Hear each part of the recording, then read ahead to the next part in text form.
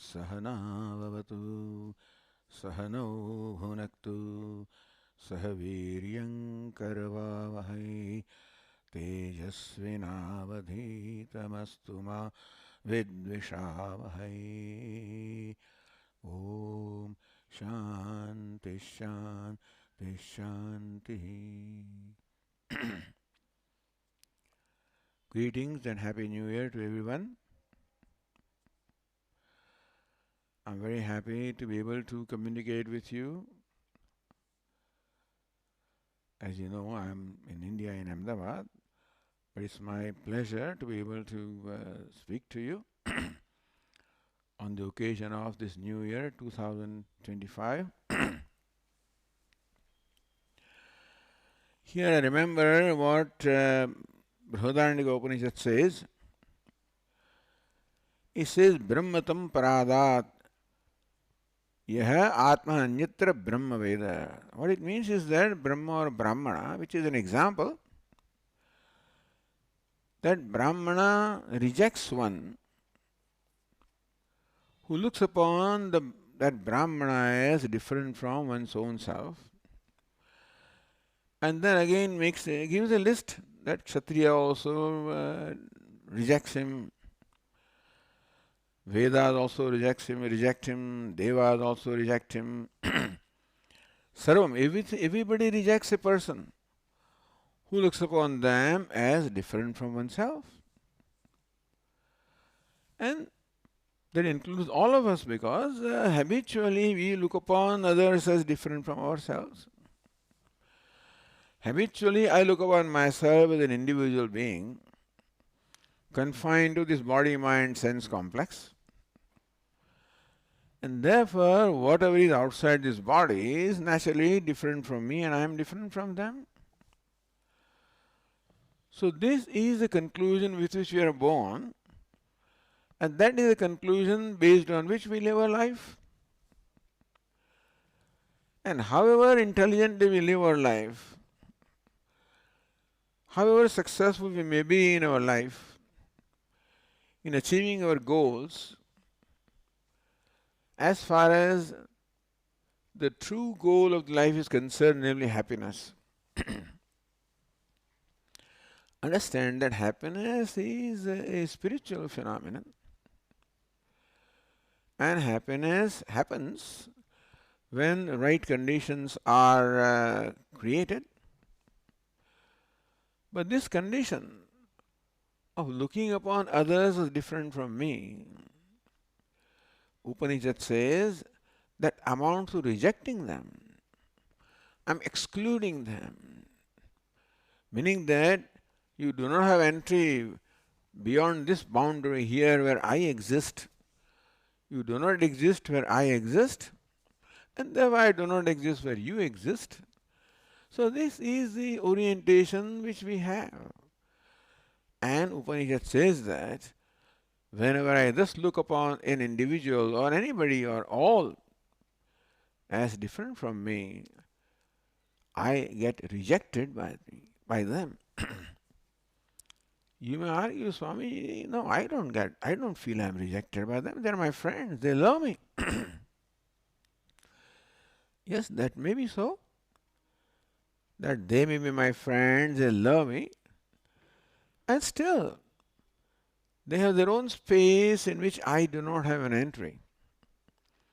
Meaning that beyond a certain point, they exclude me, that you are here so far and not further.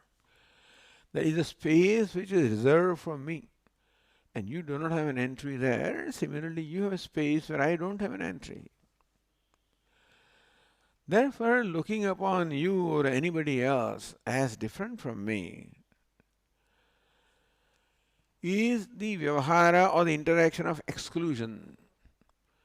I exclude you by looking upon you as different from me, and in turn you exclude me by certainly looking upon me as different from you.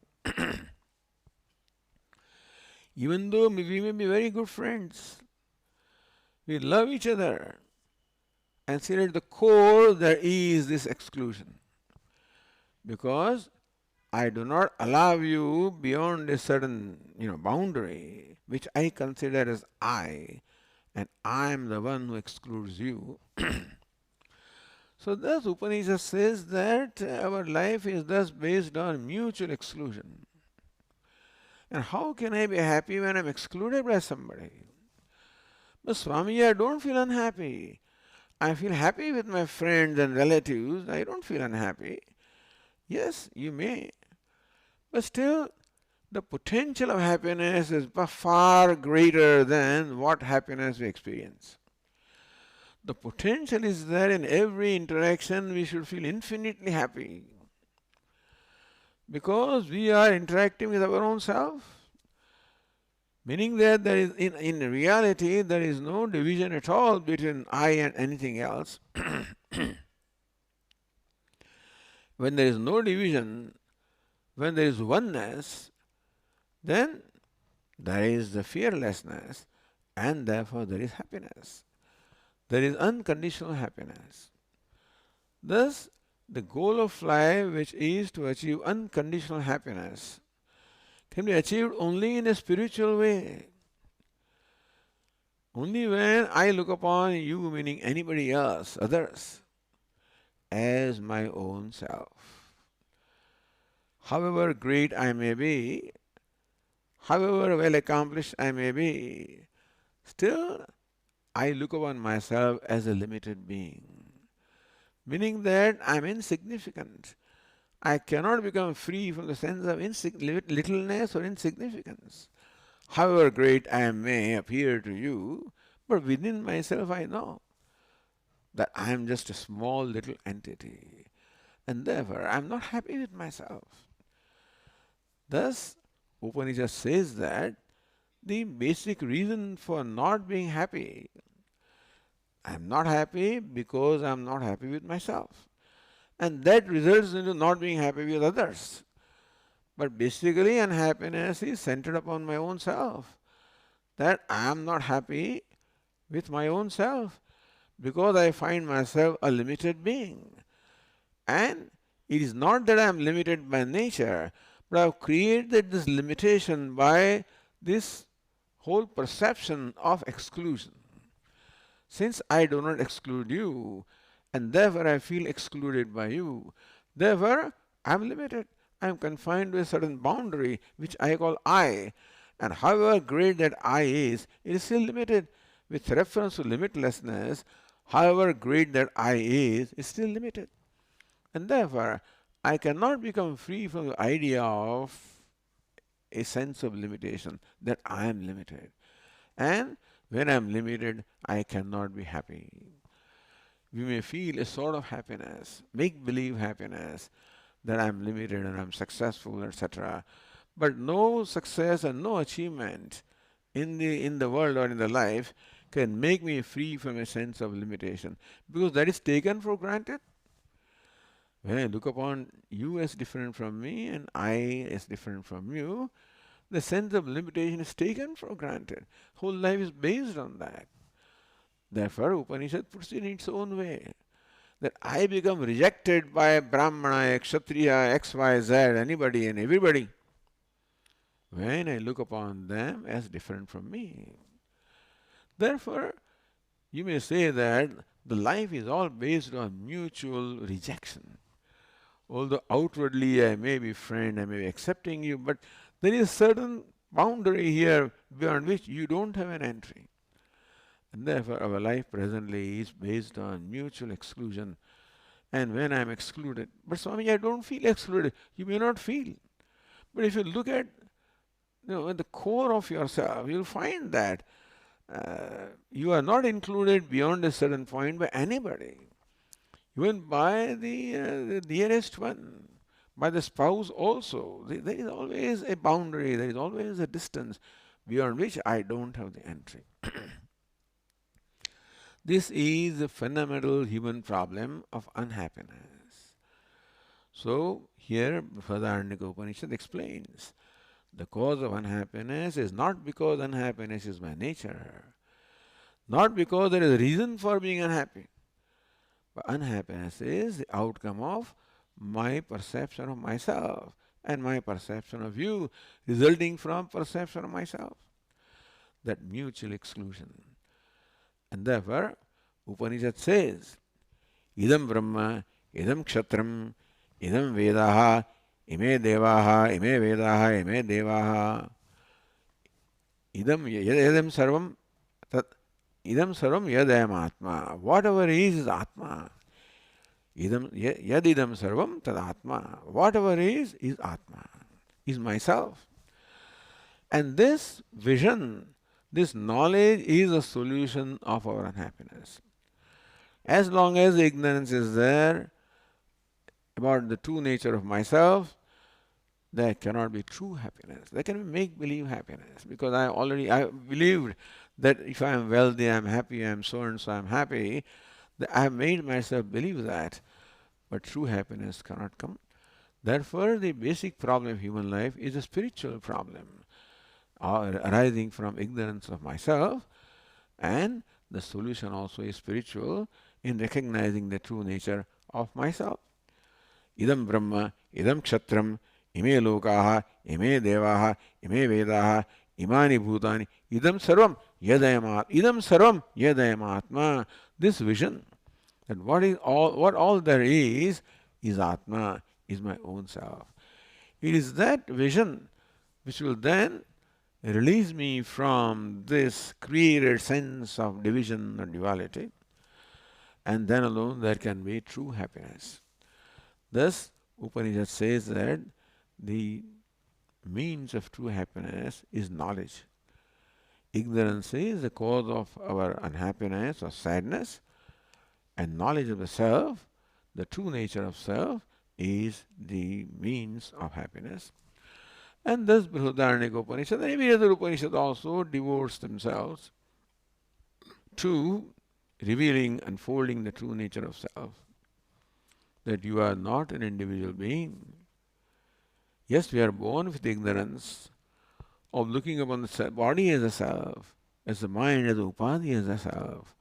And therefore we are born with this perception of myself being limited. And so Upanishad, by Atma Anatma Viveka, by separation of Atma from Anatma, enables us to see how this body I am not, sense organs I am not, mind I am not, intellect I am not. And so Vigrahendriya, Ramana Maharshi says, Vigrahendriya pranadhitama nameka sat tajjadam yasat. Vigraha means body, Indriya, Buddhi, ignorance, all of these I am not. They are all asat. They are all mithya. I am one non-dual sat. So it is that knowledge. And each one of us is capable of gaining that knowledge, because that is our true nature. Whether we can gain the knowledge of some worldly entity or not is a matter of our understanding, our wisdom, our capacity.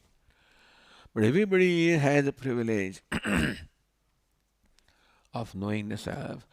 And that requires, of course, cultivating a certain kind of buddhi, what is called antahkarana shuddhi, purification of mind. And everybody is qualified. The mind may be very smart, may not be smart, may be dull, but there is always a potential of purification of mind, of making the mind free from raga, dveshas, attachments and aversions. They are called the impurities of the mind. And so that is the means the Upanishad shows, that we have to work for cleaning ourselves, purifying ourselves, recognizing that this attitude is called attachment, this attitude is called aversion, and thus we have to recognize every relationship as to how attachment, aversion is involved in that, identify those things and strive to remove them. And we can do that. It's a matter of, number one, understanding what we need to do. What's the priority? If happiness is a priority of life, then self-knowledge is a priority of life. If self-knowledge is priority, then antahkarana shuddhi, purification of mind is a priority. In that case, removal of raga dvesha or attachment and aversion becomes a priority in our life. And thus, in the coming year now, we do what all is required to be done. At the same time, we should always be alert and aware that my main priority is to become free from attachments and aversions. My main priority is to become free from impurities of mind. Self-purification is a priority. And Bhagavad Gita and scriptures tell us how to do that. We don't have to change the way of life. We need to change the attitude. As our Puja Swami used to say, transform yourself from being a consumer to a contributor. A simple transformation from a consumer to a contributor can take, that's a long way. Being a contributor is of course a step, an important step, and that will lead us or prepare us for the self-knowledge. So let us understand this, that we should be constantly striving to transform ourselves from a consumer to a contributor. And that also amounts to getting rid of the raga-dveshas or impurities of the mind. That is the primary, main priority in whatever we do, which we should do. We have lots of duties, responsibilities, etc., and we have to fulfill them. But main duty and responsibility is self-purification, getting rid of these attachments and aversions, and thus discovering the true self. So, idam sarvam yadayam atma, what all this is atma. That vision is what we have to gain, and if we recognize that that's the main priority, then we strive to do that. Then, as Lord Krishna says, we can transform every action into yoga, means a means of that knowledge. Karma becomes yoga when karma becomes means of knowledge. And thus, then the purpose of karma is not to satisfy some desire. Purpose of karma is not to attain some worldly end. Purpose of karma is to attain self-knowledge through the process of purification of mind. So this is, all of you are very aware of this teaching of Upanishads and Bhagavad Gita, Vedanta. Just to remind you and give some clarity. So let us pray to the Lord and to our Gurus that while doing whatever we need to do, we remain aware of this priority in our life. That what we do becomes a means of self-purification, of getting rid of raga-dvesha. If what we do is not done properly, we accumulate raga-dveshas. And therefore, from being a consumer to a contributor is a way of letting go, getting rid of raga-dveshas. So let us remember that throughout next year, and may the next year become the process of not only achieving your worldly goals and other responsibilities, but it may also become the means of self-purification and thus taking us closer to our goal of self-knowledge leading to perfection, total happiness. Om Tat Sat.